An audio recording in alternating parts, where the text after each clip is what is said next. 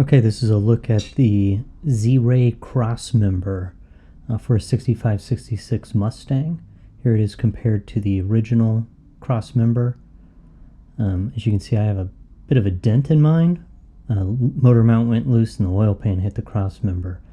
This is the low profile ZRay Crossmember. As you can see, you have a lot more clearance for oil pans, which is nice. And it's just more structurally sound. A big part of that is these end pieces and the way it mounts up, because it bolts both to the frame and through the lower control arm mount.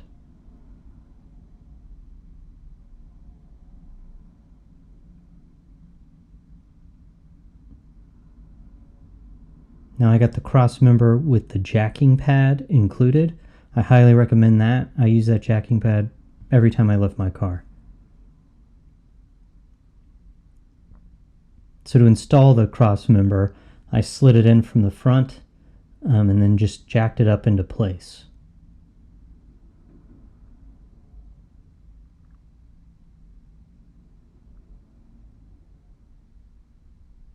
Now it comes with new hardware for the bolt that goes horizontally through the lower control arm, but you need the hardware that bolts it up vertically into the frame. And these are special bolts. They have a tapered shoulder on them, and the hole that goes through the Crossmember is beveled as well, and that centers and locates the Crossmember, which is really important. You're installing this to get better rigidity from your frame, so you need those bolts in order to locate it. My originals were gone, but you can reorder them easily.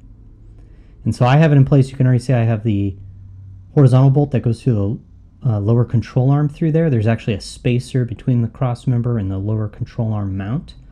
But I went back and forth tightening these vertical bolts, which really centers and locates the Crossmember. Then you can put on the rest of the hardware for that bolt that goes through the lower control arm. There's a washer, lock washer, nut, and then there's actually a lock nut, all to secure it in place. And I did this with my suspension fully installed. If you follow the instructions, you can take out the existing bolt that goes through the lower control arm and install the new one.